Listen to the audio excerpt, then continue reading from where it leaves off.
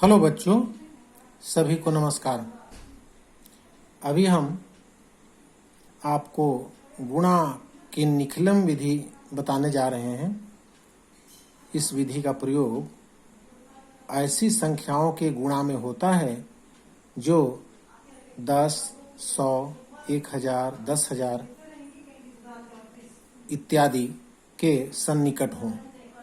यानी देखिए, कोई भी संख्या, जैसे मान लीजिए कि 15 लिए तो 10 के निकट हो रहा है, अगर 18 लिए तो भी 10 के निकट हो रहा है, यानी 100 के निकट तो नहीं हो रहा है ना। जैसे 105 लिए तो 105 किसके निकट हुआ? 10 के नहीं, 1000 के नहीं, 100 के निकट हुआ। इस तरीके से आप संख्या को पहले देखिए कि 10, 100, 1000 किसके निकट है, और इसमें निकट होने के बाद आपको उस संख्या का डिफरेंस देखना पड़ेगा कि कितना ज़्यादा है या कितना कम है। जैसे मान लीजिए 15 हम लेते हैं तो 10 से 5 ज़्यादा है। अगर 9 लेते हैं तो इसका मतलब 10 के निकट तो है, लेकिन एक डाउन है, माइनस है, जाएगा 1। इस प्रकार से विचलन ज्ञात करना हम सीखते हैं इस प्रक्रिया में। सबसे पहले आइए विचलन किसे कहते हैं देखते हैं। विचलन, क्योंकि विचलन का भी रोल है इस गुणा में। आइए, जैसे मान लीजिए संख्या है और इधर हो गई आधार, इधर और इधर हो गया फिर विचलन। अब मान लीजिए आपके पास 14 संख्या है, 14 है, फिर क्या करना है? आधार इसका क्या होना चाहिए? किसके निकट है? 10 के निकट है, 10 के निकट है। फिर विचलन कितना होगा? +4, ज़्यादा है, 4 ज़्यादा है। इसके बाद 4 ज़्यादा है, फिर नेक्स्ट जैसे 103 है, कितना हो गया? ये किसके आधार कितना हो जाएगा? 100 हो जाएगा। क्या होगा? +03। यहाँ हम 2 जीरो वाला है तो 2 अंक दिखा रहे हैं, 1 जीरो वाला है तो 1 अंक दिखा रहे हैं। अब मान लीजिए आपको अगर 95 है, 95 है तो ये किसके निकट है? 10 के निकट नहीं है, 100 के निकट, 100 के निकट है, 1000 के निकट नहीं है। तो यहाँ पर आधार क्या हो जाएगा? 100। और यहाँ पर क्या हो जाएगा? देखिए, कम है तो कम कितना है? -5 कम है तो 0.5 हो गया, 2 अंक का। क्योंकि आधार में जितने जीरो हैं उतना अंक इधर रखना है। 5 दिखाना है लेकिन 0.5, 2 अंक दिखाना है। इस प्रकार से विचलन ज्ञात करना हम पहले सीखेंगे। ये विचलन ज्ञात करने का तरीका हो गया आपके पास। अब आइए एक प्रश्न बनाते हैं। प्रश्न लिखते हैं। प्रश्न क्या है? 13 × 13। इसको हल करना है। यहाँ आप नोट करिए कि आधार कितना है आपका? आधार है 10, ठीक है। तो पहले संख्या लिखिए और फिर उसका विचलन। विचलन नोट करिए। संख्या कितनी है? 13। विचलन कितना हो गया? आधार 10 है तो 10 से 3 ज़्यादा है, +3। और यहाँ भी 13, फिर इसके लिए भी +3।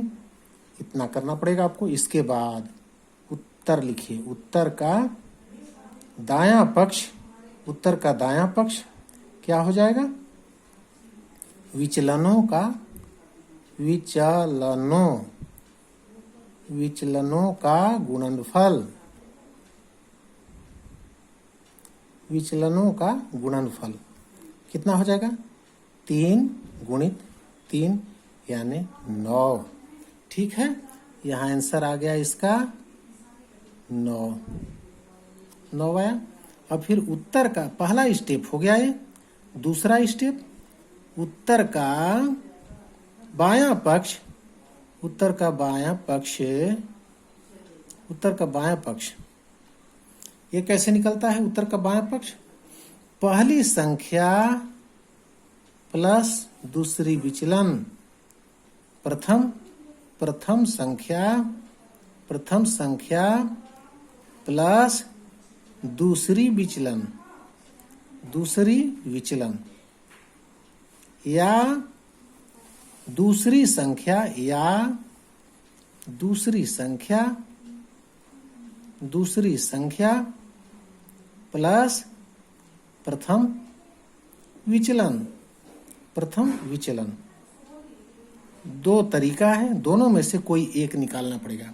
यानी प्रथम संख्या 13, उसमें विचलन जोड़ दिए 3 तो भी उतना ही आ रहा है, या दूसरी संख्या इसको इसके साथ, या 13 प्लस 3, दोनों हालत में सेम आता है, या 16। ये हो गया 16 उत्तर। इसलिए इसलिए क्या हो गया, 13 गुणित 13 बराबर हो गया 169। इस प्रकार से सवाल हल किए। इस सवाल के बाद अब हम एक दूसरा सवाल लेने जा रहे हैं। इस सवाल के बाद एक दूसरा सवाल लेते हैं हम, जिसमें 100 हो। अब आइए इसको दूसरा प्रश्न करते हैं।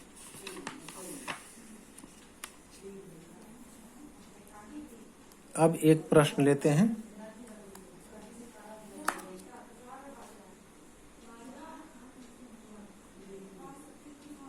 प्रश्न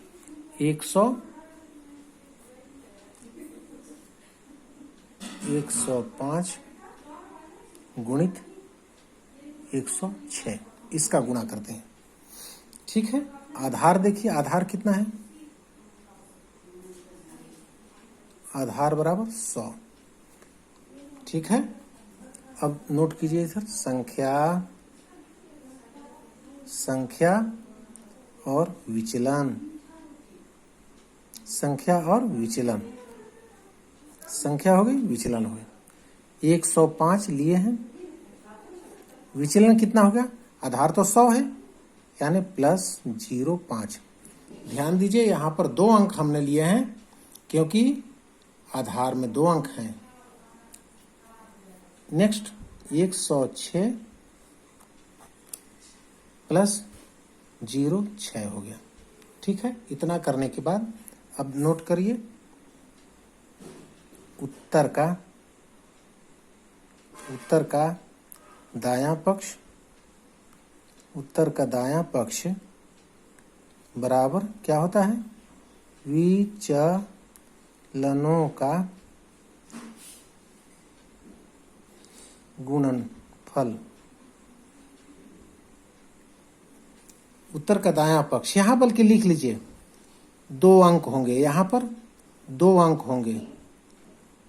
दायां पक्ष क्या होगा, 2 अंक होंगे, क्यों होंगे भाई, 2 अंक होंगे क्योंकि आधार में 2 शून्य, आधार में 2 शून्य हैं, 2 शून्य हैं, आधार में 2 शून्य हैं, इसलिए होंगे। उत्तर का दायां पक्ष 2 अंक का बनेगा। ये पहले से निर्धारित कर लेंगे, क्योंकि आधार में 2 अंक हैं, 2 जीरो हैं। तो यहाँ पर विचलनों का गुणनफल देखिए क्या आता है, 0.5 गुणित 0.6, यानी 6×5 30। संयोग से 2 अंक आ रहा है, इसलिए यहाँ पर दायां पक्ष में आ जाएगा 30। दूसरा स्टेप, उत्तर का बायां पक्ष देखिए कैसे निकालते हैं। उत्तर का बायां पक्ष, प्रथम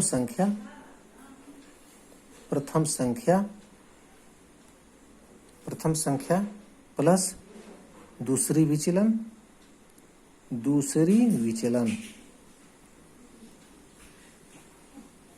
या दूसरी संख्या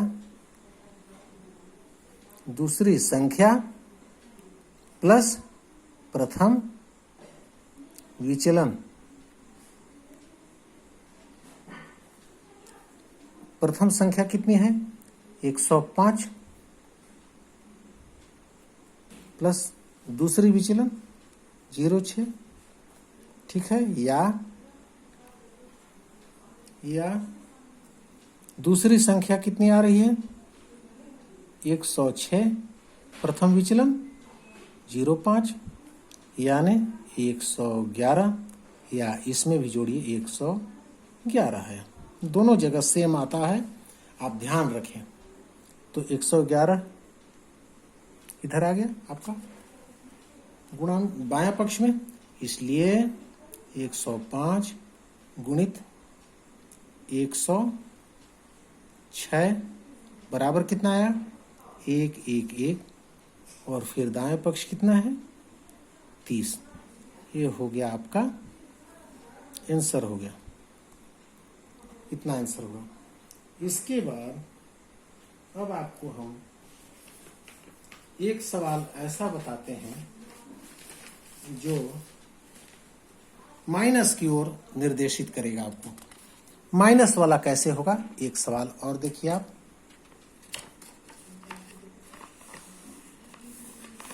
माइनस वाला देखिए, एक प्रश्न ऐसा भी, प्रश्न 94 गुणित 93, इसको देखिए, इसको कैसे हल करते हैं। आधार यहां कितना है नोट करना पड़ेगा पहले। आधार यानी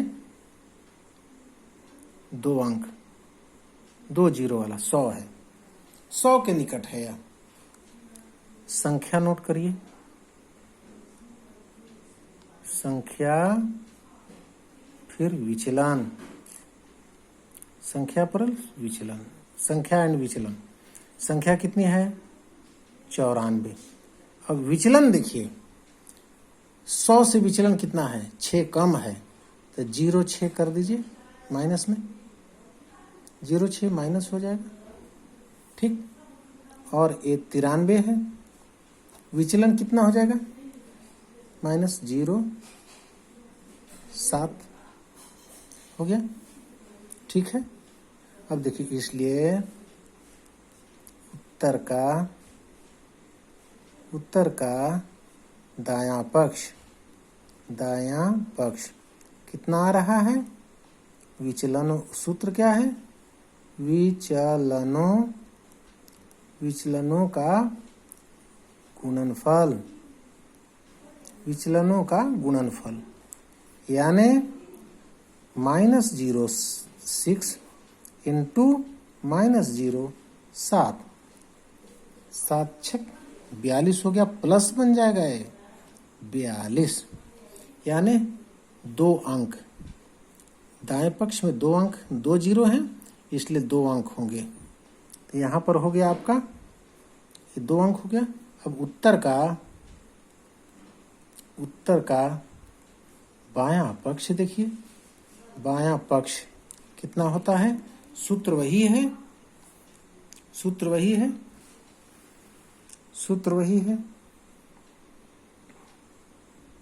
प्रथम संख्या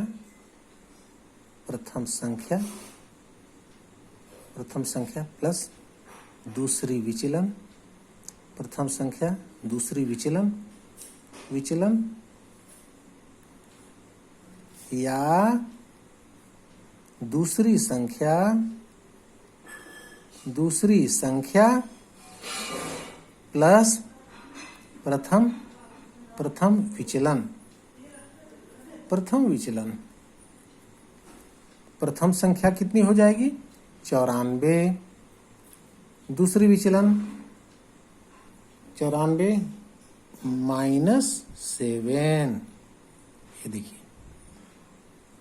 फिर या दूसरी संख्या कितनी है 93, उसमें जोड़ दीजिए कितना -0.6, कितना हो जाएगा 94 में 7 कम हो गया 87, या 93 में 6 कम हो गया 87। ये बायां पक्ष हो गया उत्तर का बायां पक्ष, उत्तर का दायां पक्ष। इसलिए 94 गुणित 93 94 गुणित 93 कितना होगा? 94 गुणित 93, तो बायां पक्ष कितना होगा? 87 और दायां पक्ष कितना होगा? 42। आंसर हो गया, ये हो गया आपका आंसर। ठीक है, इस तरीके से आप बार बार बनाएं, आपसे पूरे प्रश्न बन जाएंगे। आप प्रैक्टिस करिए, प्रैक्टिस करते रहिए, आपसे जरूर बनेंगे सवाल। अब एक माइनस प्लस वाला एक अलग टाइप का हम बता देते हैं, ताकि आपको हर प्रकार के प्रश्न बनाने में सहूलियत हो। आइए एक प्रश्न और बनाते हैं। मान लीजिए प्रश्न हम नोट करते हैं। यहां पर प्रश्न 96 गुणित 107। अब देखिए इसको गुणा करना है। आधार क्या होगा आप समझ लीजिए। आधार बराबर 100 है, ध्यान रहे 100 के सन्निकट हैं, तो संख्या और विचलन आप विचलन, संख्या और विचलन नोट कीजिए। संख्या 96 है तो विचलन कितना है? डाउन जा रहा है 100 से, तो यानी 2 अंक लिखना है। -0 कितना हो जाएगा? 4।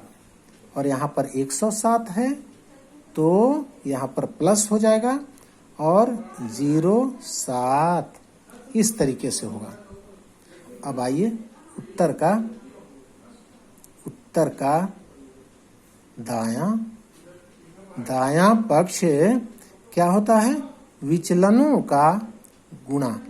विचलनों का गुणा कितना होगा? -04 गुणित +07 यानी -7 चौक 28। ये हो गया 28 पर आप बार भी दे सकते हैं, बार यानी माइनस। अब हुआ दूसरा उत्तर का बायां पक्ष। उत्तर का बायां पक्ष कैसे करेंगे? फिर वही सूत्र है, संख्या प्रथम संख्या प्लस दूसरी विचलन। दूसरी समझ जाइएगा, दो लिख करके बिंदु दे रहा हूं, क्योंकि दूसरी ये लिखते आ रहे हैं, आपको समझ जाना चाहिए। प्रथम संख्या प्लस दूसरी विचलन या दूसरी संख्या प्लस प्रथम विचलन। यही होगा प्रथम विचलन। क्या हो जाएगा? यहाँ प्रथम संख्या कितनी है? 96। ठीक है, दूसरी विचलन +7 +07 और या दूसरी संख्या कितनी है? 107 और विचलन कितना है? 0,4। ठीक है, तो ये कितना हो गया? 96 7 6 13 3 1 100 7 6 13 3 1 103 या यहाँ भी 103 हुआ। ठीक है, इसलिए अब देखिए यहाँ पर माइनस है, ये माइनस है, विचलन माइनस में है, इसलिए दाएं पक्ष में आप इसको, इसलिए संख्या कितनी हो जाएगी? यहाँ पर देखिए ये कितना है? 28 पर बार है, माइनस करना है, और बाएं पक्ष में कितना है? 103 है, तो 103 में 103 और 00 में से 28 कम होगा, इसलिए संख्या कितनी हो जाएगी? संख्या यानी गुणनफल कितना हो जाएगा? गुणनफल कितना आंसर आएगा? संख्या गुणनफल वाला 103 तो हो जाएगा 103, और यहाँ 103 के बाद 00 लगाइए, 00 और तब 28 को डाउन करना है, -28। यहाँ पर ध्यान देने योग्य बात है कि ये 28 डाउन जाएगा तो इसकी ऑक्युपाई करेगा, इसको भरेगा 00 करके, क्योंकि 2 अंक तो इसको रखेगा। तो ये पूर्णांक में तो क्योंकि आधार 2 है ना, तो आधार 2 लगा देगा इसमें 0, इसके बाद ना 28 करेगा, इसको फैलाएगा। 103 तो बाएं तरफ का है और दाएं तरफ कुछ नहीं है, तो आधार वाला 2 0 वाला है, 2 शून्य है, तो अब घटाइए, तो 8 2 10 के 0 हासिल 1, 2 1 3 7 10 के 0 हासिल 1, 2 0 1। ये हो गया आपका आंसर 102 72। इस प्रकार से आपको प्रश्न हल करने हैं। पूरे प्रश्न को आप एक बार देख कर पूरे प्रश्न को आप बनाइए, और इसके बाद बिना देखे सवाल को आप इस सवाल को भी बनाइए, और बाकी जो है वो प्रश्नावली के भी प्रश्न आप बनाएं, सब बन जाएंगे। बार बार प्रैक्टिस करें। बहुत बहुत शुक्रिया। Thank you.